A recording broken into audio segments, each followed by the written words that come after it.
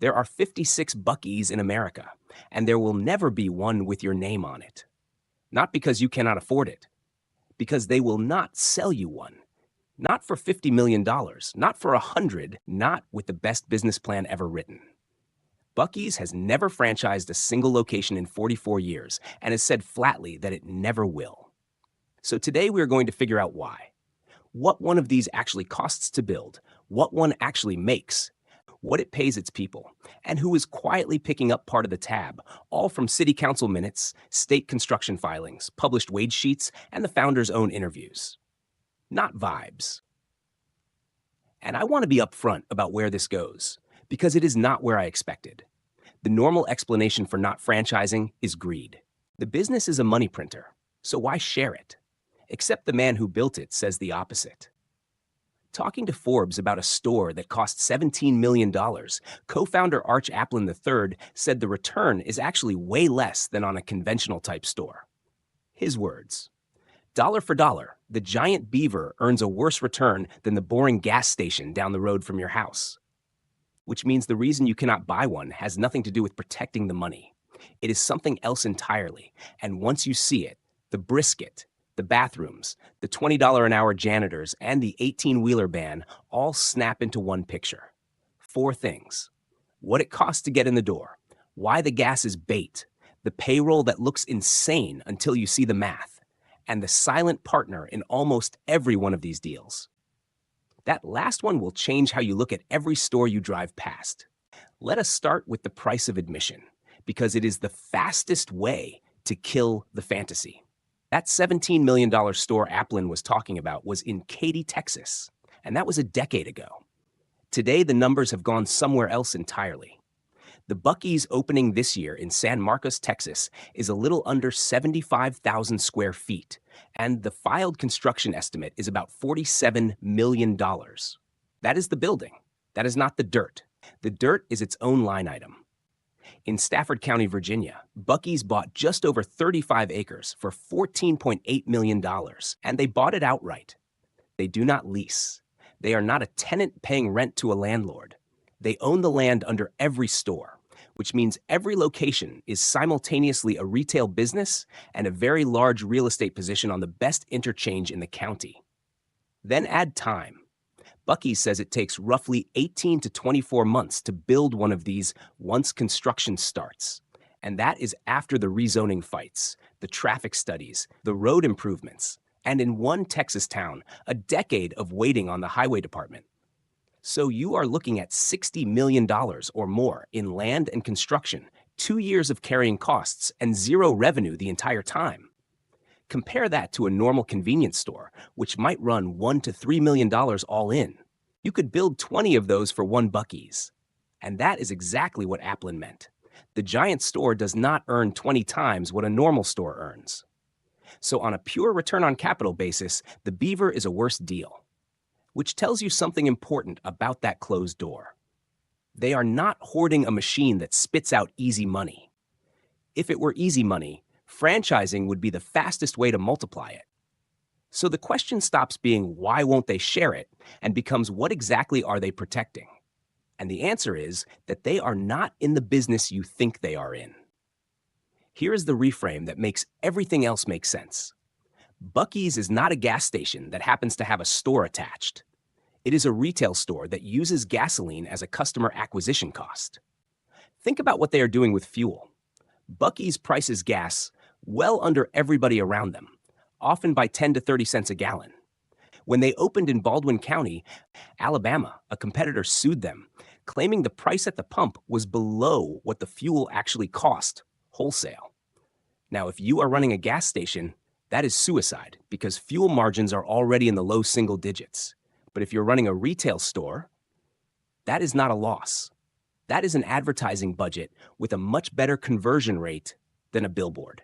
Because the moment that car pulls off the interstate, the entire building becomes a machine for extending the visit.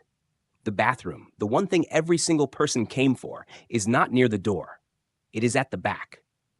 To get there, you walk past the fudge counter, the brisket board, the jerky wall, the candy, the t-shirts, the coolers, the yard flamingos, the $50 throw blankets. At a normal gas station, you are in and out in about 5 minutes. At these mega travel centers, the average customer sticks around north of 20 minutes, and they protect those 20 minutes ruthlessly. Buc-ee's famously bans 18-wheelers, and think about how strange that is. Truck stops exist because truckers buy fuel by the 100 gallons. Buc-ee's looked at the single highest volume fuel customer in the entire industry and said, no thanks. Why? Because a semi occupies enormous space, snarls the lot, and the driver is on a clock. A minivan with 4 people in it takes 1 parking space, stays half an hour, and walks out with jerky, 2 shirts, a fudge box, and a stuffed beaver. They are not selling gallons. They are selling parking spots to families, which is why a new site plan lists 120 fuel positions and 830 parking spaces. And that is the whole game, because the margins on the two sides of the business are not remotely similar. Fuel is pennies on the dollar. Inside sales are not. Forbes estimated Buc-ee's takes about 35% gross margin on everything sold inside, a bit above the industry average, and closer to 40% on its own private label products, the beaver nuggets and the jerky and the sauces with the beaver on the bag. Apelin has said roughly 2/3 of revenue now comes from inside the store. That is the inverse of a normal convenience store, where fuel is most of the revenue. Put actual traffic against that, and it gets loud. When Warner Robins Georgia ran a traffic study on their Buc-ee's, a normal week averaged about 7,300 cars a day. Christmas week, it was over 11,700 a day. The city's economic development director did the back-of-the-napkin version out loud. If each car spends around $80, that is roughly $500,000 a day, which is why analysts throw around $50 to $100 million a year for a single location. And I want to be honest with you about those numbers, because this is the part most videos skip. Buc-ee's is private. There are no shareholders, no earnings calls, no filings you can pull. The public estimates disagree with each other by a factor of 3 or 4. Court filings reported by Texas Monthly put revenue near $1 billion back in 2015. Forbes estimated the whole company at $275 million the following year. Both cannot be right, and neither has to be, because nobody at Buc-ee's has to tell you anything. So when you see a confident number online, treat it as an estimate wearing a suit. But we do have one set of numbers they publish on purpose, and it is the strangest thing in the whole business, and it is the first real clue about what is behind that closed door. Buc-ee's posts its wages on signs, not in a job listing, on the wall, in the store where customers can see them.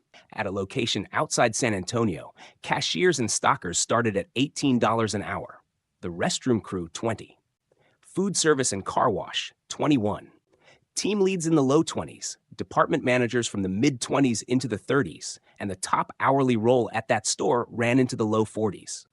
In Missouri, entry-level jobs started at $18 when the state minimum was $12. Add $2 extra an hour for overnight shifts, double time on major holidays, 3 weeks of paid time off, and a 401k match of 100% up to 6% of pay. And the ceiling is not a ceiling. Buc-ee's general counsel has said publicly that their general managers make north of $225,000 a year. That is a gas station manager out-earning a lot of attorneys. Now multiply that by 175 to 250 full-time employees per store. And then remember, the whole thing runs 24 hours a day, 365 days a year, including a crew whose entire job is the bathrooms. So how does that possibly pencil? 2 reasons. First, if one store really is doing 10 to 20 times the revenue of an average convenience store, you can pay double the going wage and still have labor cost a smaller share of sales than your competitors. The denominator is doing enormous work. Second, and this is the part I think people miss, the wages are not charity and they are not really a benefit. They are the product. Buc-ee sells one thing above all else, and it is not brisket. It is the guarantee that this stop will not suck. Clean, in stock, fast line, no 18-wheelers idling in your face. Every single one of those is a labor output. You cannot buy clean. You have to staff it. And there is your answer on the franchise. What they are protecting is not a margin. It is a promise. The second you hand a location to somebody who borrowed $6 million to buy in, you have handed your one differentiator to a person with every incentive to cut the bathroom crew at 2 in the morning. And they would be right to. That is what the math tells a franchisee to do. Buc-ee's would rather grow slowly and own everything than grow fast and watch the thing they actually sell get quietly optimized away, one shift at a time. Which brings me to the part I genuinely did not know before making this. And it is the one that will change how you look at the next one you drive past. You are helping pay for it. Not in a conspiracy way, in a printed in the minutes, voted on by your city council way. Buc-ee's is exceptionally good at negotiating public incentives, and in Amarillo, Texas, company representatives said flatly that they do not move forward without incentives already in place. The deals look like this. San Marcos agreed to rebate 50% of the sales tax generated at the store back to the company for 15 years, worth roughly $3.2 million. Springfield, Missouri stacked tax increment financing and a special taxing district for up to $9.2 million. In Harrison County, Mississippi, the public put up $15 million of the $18 million needed to widen a bridge. West Memphis, Arkansas handed over land valued at $3.5 million, plus infrastructure, plus a multi-year cut to the tax bill. A proposed store in the Kansas City area sought $13.3 million in incentives on a $95 million project.